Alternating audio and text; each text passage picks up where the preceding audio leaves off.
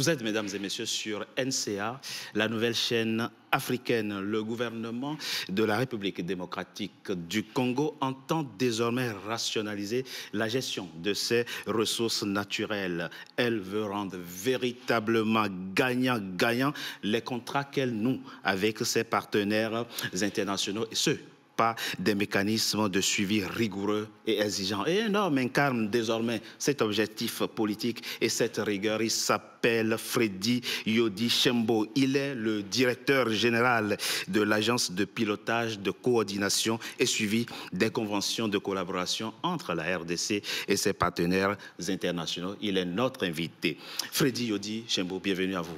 Merci beaucoup. Et merci d'avoir accepté notre invitation. Qu'est-ce qui a motivé la création, la mise en place de l'agence de pilotage, de coordination et suivi des conventions de collaboration entre votre pays, la RDC, et ses partenaires internationaux? Merci beaucoup. Merci pour l'opportunité que vous me donnez de parler de cette structure très importante, très stratégique. Et merci pour l'accueil très chaleureux et dans ce beau cadre que vous mettez à notre disposition. Merci. En fait, qu'est-ce qui a motivé la création de l'agence de pilotage, de coordination et de suivi des conventions de collaboration signées entre la RDC et ses partenaires privés? C'est tout simplement un constat. Un constat qui va d'une réalité simple. Oui. L'homme ne respecte que ce qu'on inspecte. Lorsqu'il n'y a pas inspection, il n'y a pas de respect. Et lorsqu'il n'y a pas de sanction, il n'y a pas respect. Et donc, nous avons trouvé que les conventions de collaboration, qui sont une véritable clé pour le développement de notre pays, ne peuvent pas être mises en autopilote. On ne peut pas faire une présomption et estimer que les uns et les autres respecteront leurs engagements. Et donc, c'est à partir de ce constat que la RDC s'est décidée de se doter de cet instrument très, très stratégique afin que toutes les conventions, tous les partenariats, je vais expliquer tout à l'heure, c'est pas une convention de collaboration, tous les partenariats de cette taille-là soient vraiment suivis de manière rigoureuse pour garantir non seulement les droits de la RDC, mais aussi les droits de ses partenaires, parce que personne ne vient dans un investissement pour perdre. Donc, il faut qu'on garantisse les droits et les obligations des uns et des autres. Comment comprendre que cet instrument aussi stratégique n'ait pas été mis en place auparavant? Bon, je ne sais pas, mais je crois que pour faire simple, c'est parti tout simplement d'un constat. Oui. Déjà, une petite historique pour vous situer. Bien sûr. La nécessité de cet ouvrage, de cet instrument. Oui. Qu'est-ce qui s'est passé? Il s'est passé qu'en 2006, lorsque la RDC connaît ses premières élections sous l'ancien président Kabila, le pays est post-conflit. Et le président Kabila décide en ce temps-là, n'est-ce pas, de faire un contrat social avec la population qui venait de lui faire confiance donc, et il lance ce qu'il a appelé la révolution de la modernité. C'est-à-dire il faut moderniser les infrastructures, il faut mettre le cap sur le développement. Et il a envoyé, le gouvernement a envoyé des émissaires à travers le monde pour chercher des partenaires qui pouvaient donc venir tout naturellement exploiter avec nous nos ressources naturelles pour nous permettre de construire les infrastructures de base. Les gens sont partis dans les pays occidentaux, ils n'ont pas trouvé un écho favorable jusqu'à ce que des partenaires chinois se soient mis dans un groupement d'entreprises pour venir signer ce qui a été connu au Congo comme programme sino-congolais ou la convention sino-congolaise ou encore le contrat chinois en 2008. Alors, c'est cette convention qui est donc la fille aînée de toutes les conventions de collaboration. C'était un partenariat de l'ordre de 6 milliards pour justement permettre la construction des infrastructures ferroviaires, routières et j'en passe. Mais force a été de constater que depuis 2008 jusqu'en 2023, l'année passée, il n'y a pas eu beaucoup d'infrastructures construites. Pourtant, le projet minier a prospéré. Et c'est comme ça que le législateur congolais a dit, le gouvernement congolais s'est dit, non, nous pensons qu'il faut créer une structure pour qu'il n'y ait plus ce vide, pour qu'il n'y ait plus ce déséquilibre.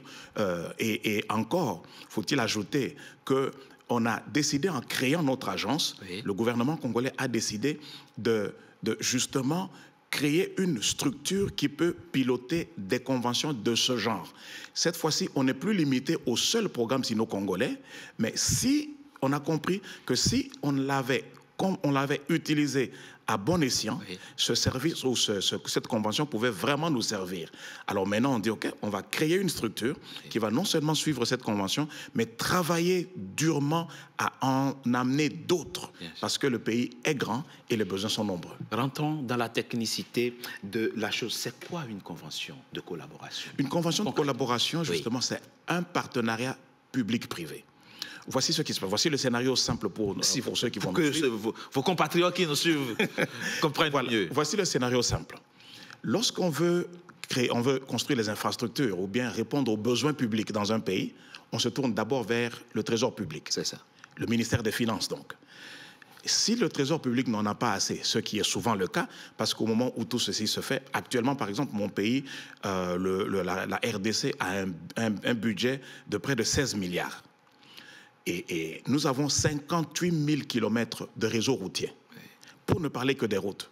Si nous prenons 16 milliards pour construire 58 000 kilomètres, on a tout bouffé et ce n'est même pas suffisant. Donc le trésor public n'est pas suffisant. On se tourne là à la deuxième source, les bailleurs de fonds. Et nous savons que les bailleurs de fonds en Afrique, ils viennent en traînant les pieds. C'est vrai. Ils viennent souvent avec des choses qui sont structurées de manière à ne pas toujours répondre à notre besoin. Alors maintenant, reste la troisième source, c'est-à-dire le pouvoir public, n'est-ce pas, fait appel au secteur privé. Et on crée ce qu'on appelle un partenariat public-privé. Maintenant, lorsque les gens viennent dans le cadre d'un partenariat public-privé, ils bénéficient, ils sont accompagnés par les avantages du cours des investissements. Bien sûr. Mais il arrive que les gens, à cause des besoins énormes dictés par la nécessité du développement d'un pays à la taille d'un continent comme la RDC, on a trouvé que les partenariats, le financement doit atteindre une certaine hauteur pour répondre aux besoins pressants. Et cette hauteur-là, il faut donner aux gens la motivation de venir investir autant d'argent. Cette hauteur est fixée à un seuil d'1 milliard de dollars américains. C'est ça. Et donc, lorsque vous atteignez ce seuil d'1 milliard de dollars américains, vous tombez dans la catégorie des conventions de collaboration et vous avez un régime fiscal particulier prévu dans la loi de 2014. Donc voilà, c'est ça une convention. Une convention, pour faire court, une convention de collaboration, c'est donc un partenariat public-privé où des privés viennent appuyer le pouvoir public en investissant dans un partenariat d'un minimum d'1 milliard de dollars pour des projets de développement. Je suis une entreprise privée chinoise, canadienne ou américaine. J'ai besoin d'acheter du coltan en RDC. Je noue un contrat avec votre gouvernement. Et vous, votre rôle, c'est de faire quoi? Notre rôle, vous êtes un entrepreneur ou un groupement d'entreprises chinois, oui, vous venez en RDC, vous vous adressez à nous. Si vous voulez investir au-delà d'1 milliard. C'est ça. Et ce n'est pas un achat direct, c'est un investissement en exploitation commune. C'est un partenariat. Les gens qui viennent en achat direct, ils vont acheter... je peux vous dire que vous n'allez pas trouver des matières premières qui sont en train de traîner pour être achetées. Vous venez en partenariat. Donc vous vous adressez à nous et la première chose que nous faisons, ce sont des démarches de facilitation. Nous devenons donc votre porte d'entrée et votre guichet unique. Vous arrivez chez nous, nous prenons votre dossier, nous l'étudions, nos experts l'étudient et nous allons en ce moment-là nous adresser à tous les ministères sectoriels qui sont impliqués dans ce que vous voulez.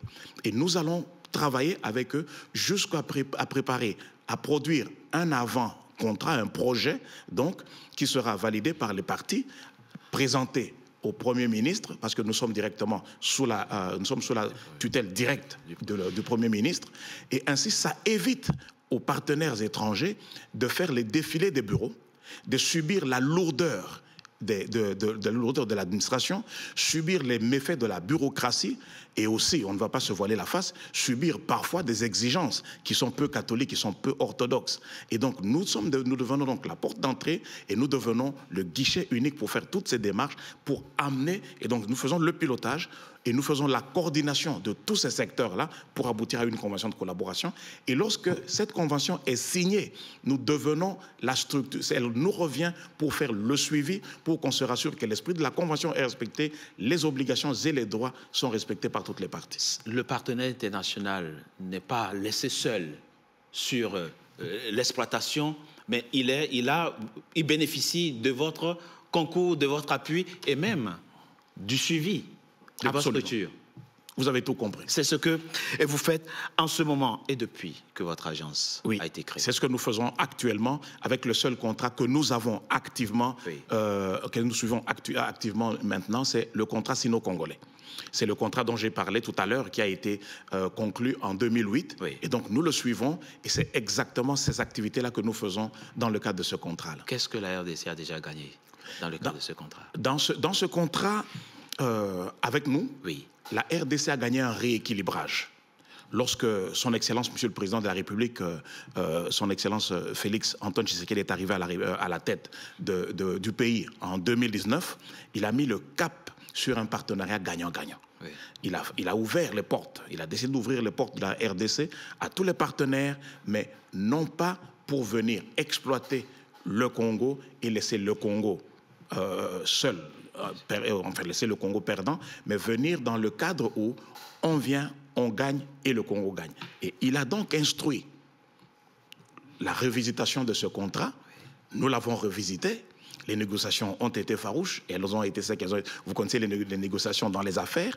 Mais ce que nous avons gagné actuellement, c'est que, dans le cadre du programme sino-congolais actuellement, nous sommes passés d'une enveloppe qui était limitée à 3 milliards pour les infrastructures à un total de 7 milliards de dollars américains. Donc on peut construire beaucoup plus d'infrastructures routières, portuaires, ferroviaires et j'en passe. Deuxième avantage, deuxième gain, je sais qu'aujourd'hui, la partie chinoise ne va plus s'endetter pour venir investir dans les infrastructures, mais la SICOMIN, qui est la joint venture, qui a été justement mise en place pour qu'on puisse servir de plateforme financière, va désormais financer les infrastructures à partir de son chiffre d'affaires. Je vous donne un exemple concret. S'il vous plaît, oui. Un exemple concret, c'est que jusqu'en 2022, lorsque on décide de revisiter, jusqu'en 2023, lorsqu'on aboutit, qu'est-ce qui se passe? Nous constatons que des 3 milliards de dollars américains alloués aux infrastructures, le Congo n'a consommé que 1,50 milliard. Et lorsque nous examinons le montant d'1,50 milliard, nous constatons que le Congo n'a bénéficié en termes d'investissement direct aux infrastructures que de 822 millions. Ça veut dire que près de 200 millions sont partis pour le service de la dette. Et 200 millions, ça pouvait nous construire 200 km de route. C'est le président qui a instruit particulièrement votre structure pour que vous priorisez les infrastructures. D'où vient l'idée de consacrer précisément ce que vous gagnez comme fonds à la construction d'infrastructures? C'est justement ça le paradigme qui a même milité à la signature de cette convention en 2008. Mais nous, je veux vous dire que nous existons pour intervenir dans 2 domaines. D'accord. Dans le domaine des infrastructures et des ressources naturelles. Donc c'est ça même notre... Donc au-delà de ça, nous ne partons pas parce que nous n'avons pas été créés pour autre chose. Les infrastructures et les ressources naturelles. Vous êtes encore jeune. Je veux dire votre structure. Qu'est-ce que les Congolais doivent espérer comme réalisation d'infrastructures là, dans les mois, dans les années qui viennent? Oui, notre structure est encore jeune, mais les Congolais sont déjà en train de vivre les effets de nos efforts. Par exemple, depuis que nous sommes arrivés, nous avons trouvé le programme sino-congolais, qui est notre seule convention active à l'heure. Nous l'avons trouvé vraiment dans un état d'inertie. On l'a redynamisé, on l'a relancé, et nous avons déjà lancé des projets de route. Par exemple, les Congolais vont confirmer ce que je vous dis, que la route qui va de Kamanyola à Uvira, c'est une route qui permet aux Congolais de ne pas passer par le Rwanda pour rentrer sur le territoire congolais. On l'a lancée et elle est actuellement sous travaux. Nous avons lancé plusieurs autres ouvrages tels que la viabilisation de Lumumba-Ville, qui est une ville que le chef de l'État a déclaré. C'est un petit village, le chef de l'État a décidé d'élever ce village natal de notre héros national, Patrice Emery Lumumba, au niveau d'une ville. Et nous sommes partis et nous avons lancé des travaux d'aménagement pour que ça devienne une vraie ville. Pour ne citer que ces 2, mais nous sommes en train de faire vraiment un effort de désenclavement. Mais ça, c'est ce qui est en train d'être fait. Mais ce qui va bientôt être fait, c'est un énorme chantier qui va être lancé à travers la République. Dans les années qui vont suivre, le Congolais pourra prendre sa voiture de Kinshasa, conduire jusqu'à Lubumbashi, aller-retour sans problème. Nous sommes en train de lancer cette route nationale. Kinshasa va connaître une route périphérique. Nous sommes en train de lancer donc une rocade autour de Kinshasa. Et nous allons pouvoir, le Congolais va pouvoir circuler beaucoup plus librement dans son pays, par exemple en prenant la partie centrale de la République et monter jusqu'au nord par la route nationale numéro 7 qui va de Kananga vers Kisangani. Et si nous prenons seulement ce Y-là, je parle ici de la forme que ces routes-là prennent, ça désenclave le pays d'une manière impossible, sans mentionner, monsieur le journaliste, que nous allons viabiliser ainsi le port en eau profonde de Banana, parce que maintenant, nos ressources naturelles pourront voyager directement de la partie sud, où elles sont produites, vers le port en eau profonde, au lieu de transiter toujours par au moins 4 à 5 pays africains, où on laisse beaucoup plus de frais et les chauffeurs se fatiguent et le trajet est beaucoup plus long. Au lieu de faire 2600 km, ils peuvent faire 1800 à 2000 km et ils sont arrivés et ils sont sur le même territoire national. Seulement, voilà, vous avez des partenaires plus ou moins institutionnels classiques qui ne voient pas de bon œil cette nouvelle politique que vous mettez en place en faveur des infrastructures. Je veux parler notamment des partenaires comme la Banque africaine de développement et d'autres structures qui sont un peu, on va dire, dans la méfiance par rapport à ce projet, enfin, à cette nouvelle vision que vous avez. Comment est-ce que vous arrivez quand même à articuler votre partenariat institutionnel et classique avec ces partenaires internationaux? Oui, notre agence est une innovation. Oui. Et l'innovation, c'est un changement. Et le changement énerve. Le changement trouve un ordre établi qu'il essaye de changer. Et donc, pardonne-moi la tautologie, mais donc, la venue de notre institution n'est pas vue du même œil par tout le monde, vous avez absolument raison, mais tout ce que nous faisons, c'est rassurer les uns et les autres. Nous comprenons que les banques, par exemple la BAD, pour ne citer que celle-là, ne peut pas voir d'un bon œil le fait que nous contournons le schéma traditionnel des emprunts. Or, les emprunts énervent la balance des paiements. Nous sommes en programme, par exemple, actuellement avec le Fonds monétaire international. Et donc, pour ne pas verser dans le domaine financier, la vérité, c'est que la banque vit en vendant l'argent. Et si elle ne peut pas prêter, elle ne peut pas vivre. Et lorsque nous venons avec cette méthode révolutionnaire d'un investissement, il y a certains qui pensent que c'est un bradage. Bradage, c'est se vendre à vil prix, c'est vendre à perte. Ici, on ne vend pas. On ne vend pas les minerais, on fait un investissement conjoint. Les partenaires viennent, ils ne prennent pas nos minerais, ils investissent avec nous et nous avons chacun un pourcentage selon les apports de chacun. Une question qui intéresse les Congolais, le Congolais moyen. Je ne sais pas s'il y a un pays sur le continent qui a autant de ressources que votre pays, ou plus de ressources que votre pays. Mais paradoxalement, vous avez beaucoup de vos compatriotes qui ne bénéficient pas du fruit des ressources naturelles. Et il y en a beaucoup. La liste, elle est longue. Vous êtes même premier producteur dans beaucoup de domaines. Comment comprenez-vous cela et comment remédier à ça pour que le Congolais, enfin, bénéficie de la chance qu'il a d'être Congolais, c'est-à-dire d'être originaire d'un pays qualifié par beaucoup de scandales géologiques? C'est vraiment ça la problématique que nous sommes appelés à résoudre parce que c'est un paradoxe honteux. On doit se regarder en face et dire « trop, c'est trop ». C'est impossible que le Congolais vive dans une précarité telle que celle que nous voyons actuellement. Et c'est justement pour ça que notre agence a été créée et existe pour valoriser les ressources naturelles et faciliter la construction des infrastructures. Vous savez que sans infrastructure de base, il n'y a pas un vrai développement. On dit, là où passe une route, le développement suit. Donc là où ne passe pas une route, le développement ne suit pas. Et c'est ce qui fait le pays, le Congo est un pays continent. Nous avons beaucoup de défis. Mais si nous pouvons commencer par désenclaver le pays, si on peut commencer par le connecter, pour que ne fût-ce que les points de production agricole puissent être connectés aux points de leur consommation, ça va fluidifier une activité économique, mais aussi, si nous pouvons attirer des partenaires qui vont venir faire la transformation locale, ça va créer une chaîne de valeur. Et telle est la volonté du président de la République qui tient absolument à ce que le Congolais bénéficient de ces richesses. Au lieu que des partenaires étrangers viennent et nous laissent avec des trous béants, ils vont construire des édifices, des bâtiments élevés chez eux, et nous avons des trous profonds. C'est une injustice, c'est un paradoxe qui ne peut plus exister. Freddy Yodi Chembo, je rappelle que vous êtes le directeur général de l'agence de pilotage, de coordination et suivi des conventions de collaboration entre votre pays, la RDC, et ses partenaires internationaux. Merci d'avoir été notre invité. Merci beaucoup. C'est la fin de notre invité, mesdames et messieurs. Merci d'avoir été en notre compagnie. À très bientôt pour un nouveau numéro de notre invité.